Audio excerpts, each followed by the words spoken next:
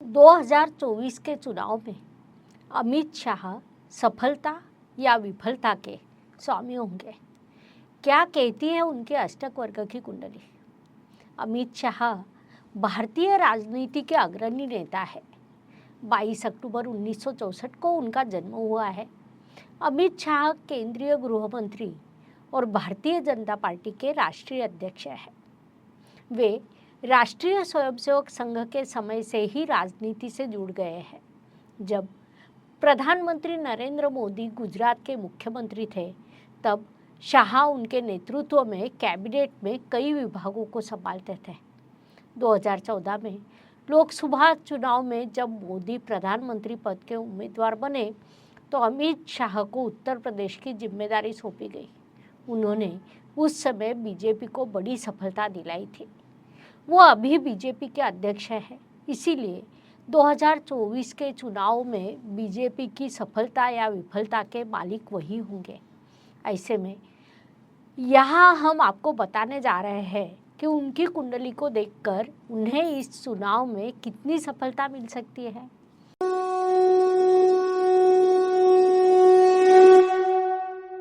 देश में लोकसभा आम चुनाव आमतौर पर मई 2024 में होने वाले हैं। इसी को ध्यान में रखते हुए हम अष्टक वर्ग के माध्यम से अमित शाह के कुंडली का अध्ययन कर रहे हैं। आज के एपिसोड में हम बात करने जा रहे हैं चुनावी दौर में अमित शाह जी की ग्रह स्थिति कैसी रहेगी। अष्टक वर्ग वैदिक ज्योतिष शास्त्र का उपविभाग है, जिसके द्वारा किसी भी ग्रह की शक्ति का बिंदु पहचान सकते हैं। अधिक बिंदु देने वाले ग्रह शुभ होते हैं। कोई भी ग्रह किसी स्थान को ज़्यादा से ज़्यादा 8 तो कम से कम 0 बिंदु दे सकता है। मैं एस्ट्रो गुरुमा डॉक्टर ज्योति जोशी इस चैनल के माध्यम से आपको केवल और केवल यह बताने का प्रयास कर रही हूँ कि उस समय देश, राज्य और स्थानिक स्तर पर सार्वजनिक जीवन में कार्यरत माननीय व्यक्तियों के जीवन पर अष्टक वर्ग और ग्रहों का क्या प्रभाव पड़ेगा। हमारा चैनल और मैं खुद किसी भी राजनीतिक दल या व्यक्ति के लिए काम नहीं करते हैं। यदि आप इस चैनल पर नए हैं तो आप हमारे एस्ट्रो गुरुमा डॉक्टर ज्योति जोशी इस यूट्यूब चैनल को सब्सक्राइब, लाइक और शेयर करना ना भूलें। कन्या लग्न और मेष राशि की यह पत्रिका है। अभी उन्हें गुरु महादशा शुरू है, जो कि भाग्येश की महादशा कहलाती है। इस पत्रिका की विशेष बात यानी शनि महाराज द्वारा 2 ग्रहों का नीचभंग हुआ है, जो कि अपने आप में नीचभंग राजयोग माना जाता है। संघर्ष के बाद सफलता, यह नीचभंग राजयोग का सूत्र होता है। तो हम बात कर रहे थे कि अमित शाह की पत्रिका की सबसे पहले जब हम ग्रहों के राजा रवि ग्रह के बारे में सोचते हैं, तो अमित शाह के मूल कुंडली में यह तुला राशि में है। वहाँ इस ग्रह को 4 अंक प्राप्त हुए हैं। सूर्य का गोचर 1 मई 2024 को मेष राशि से जारी रहेगा। जब हम इसे देखेंगे, यहाँ 2 अंक मिले हैं। हालांकि 15 मई को सूर्य का गोचर बदल जाता है। इसके बाद वह वृषभ राशि में प्रवेश करेंगे। वही 3 अंक सूर्य को प्राप्त होते हैं। जब हम सूर्य के बाद मंगल ग्रह के बारे में सोचते हैं, तो यह अमित शाह की मूल कुंडली में कर्क राशि यानी शुभ भाव में स्थित है। वहाँ उन्हें 4 अंक मिले। 1 मई 2024 को गोचर से बनी कुंडली में मंगल का गोचर मीन राशि से शुरू है और वहाँ भी 4 अंक है। तो यह एक सकारात्मक बात है, क्योंकि मंगल अमित शाह की कुंडली में परिश्रम का कारक है। जातक की कुंडली में लाभकारी स्थिति में है, इसीलिए इसका महत्व अधिक बढ़ जाता है। हालांकि मंगल उनके लग्न कुंडली को कारक नहीं है, लेकिन मंगल का इनकी कुंडली में विशेष महत्व है, क्योंकि यह चंद्र राशि का स्वामी है। मंगल के बाद हम बुध के बारे में सोचते हैं। ज्योतिष का अध्ययन तथा शास्त्र की शास्त्रीय तरीके से पढ़ाई करने के लिए मेरी 2 किताबें प्रकाशित हो चुकी है, उनका अवश्य लाभ लीजिए।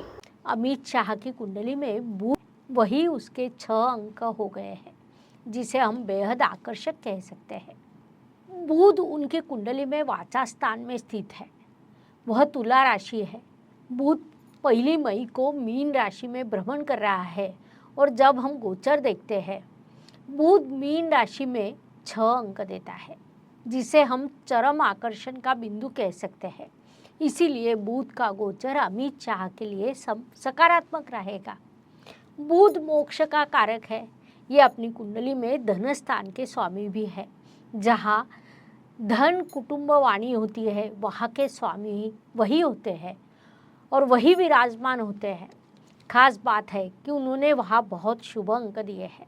चूँकि अमित शाह के कुंडली में बुध लग्नेश और दशमेश है और धन स्थान में स्थित है, इसीलिए यह और भी महत्वपूर्ण है। यह मूल कुंडली में भी 6 अंक दे रहे हैं और गोचर से मीन राशि में होने पर भी 6 अंक दे रहा है। तो बुध का गोचर अमित जी शाह के लिए फायदेमंद रहेगा। अब हम बृहस्पति की स्थिति देखेंगे।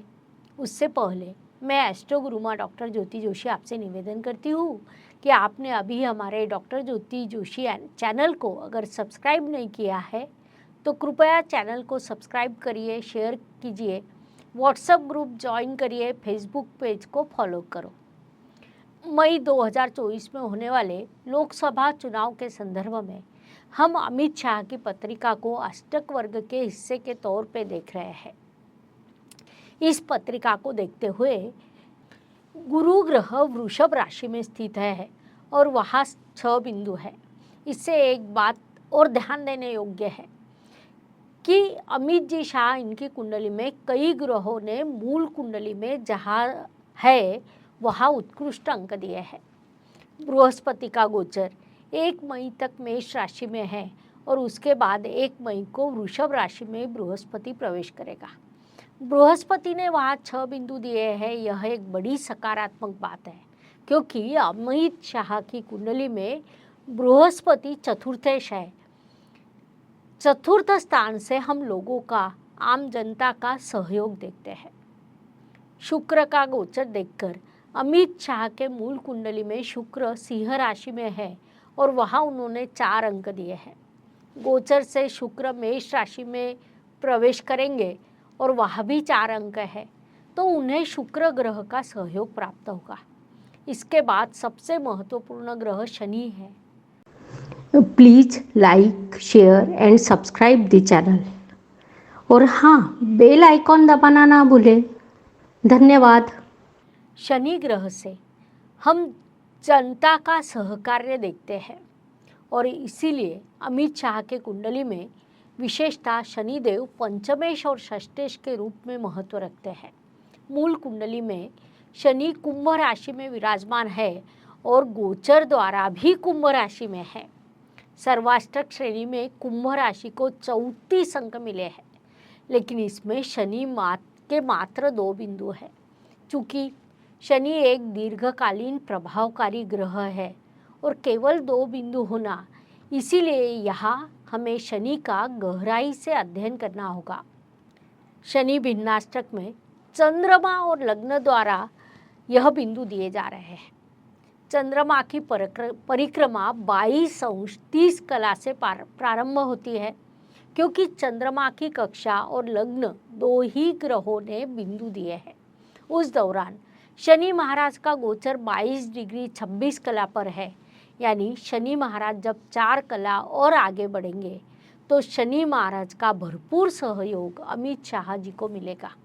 कुल मिलाकर हम सभी ग्रहों पर विचार करते हैं तो शाह जी के लिए काफ़ी सहयोग की स्थिति देखी जाती है। मैं एस्ट्रो गुरु डॉक्टर ज्योति जोशी आपको एक बार फिर बताना चाहूँगी कि हम बात कर रहे हैं पत्रिका में ग्रहों और उस समय उनकी स्थिति के बारे में। केवल अष्टक वर्ग को देखते हुए हम शास्त्र के आधार पर भविष्यवाणी कर रहे हैं। हम भाग्य नहीं बदल सकते। आपको फिर से याद दिला रही हूँ, अगर आपने हमारे चैनल को सब्सक्राइब नहीं किया है तो जल्दी करें। हाँ, लाइक और शेयर करना ना भूलें। गोचर के बाद महादशा एक महत्वपूर्ण विभाग आता है, किसी भी घटना की अवधि मुख्य रूप से गोचर और महादशा नामक दो चीज़ों पर निर्भर करती है। हम हमेशा कहते हैं कि गोचर का फल और महादशा का फल अष्टक वर्ग से सबसे अच्छे तरीके से प्राप्त होता है। ग्रह शक्ति, राशि शक्ति को अच्छी तरह से समझा जाता है। अब जब हम महादशा के बारे में सोचें तो अमित शाह को गुरु महाराज की महादशा शुरू है। 9 जनवरी 2024 को गुरु की अंतर्दशा समाप्त होगी और शनि की अंतर्दशा शुरू होगी, यानी बृहस्पति की महादशा और शनि की अंतर्दशा शुरू रहेगी। बेशक पहले अंतर के समाप्त होने के कारण बृहस्पति में शनि, और अब हमने देखा कि भिन्नाष्टक में बृहस्पति और शनि दोनों ने अमित शाह को भरपूर सहयोग दिया है। विशेष रूप से गुरु का सहयोग बड़ा है। उस दौरान गुरु वृषभ राशि में रहेगा और वहाँ मजबूत बिंदु है। इनके लिए शनि का सहयोग थोड़ा कम है, लेकिन शनि अंतर्दशानाथ है और शनि 4 कला अगर आगे बढ़ता है तो शनि देव का सहयोग भी प्राप्त होगा। कुल मिलाकर देखा जाए तो ग्रह गोचर और महादशा अमित शाह को साथ दे रही है, यानी उन्हें चुनाव में सफलता मिलने की पूरी संभावना है। मैं एस्ट्रो गुरु डॉक्टर ज्योति जोशी, हम सिर्फ मूल कुंडली देखकर भविष्य की सफलता या असफलता की बात कर रहे हैं, क्योंकि हम किसी राजनीतिक दल से संबंध नहीं रखते, हम किसी का पक्ष नहीं लेते।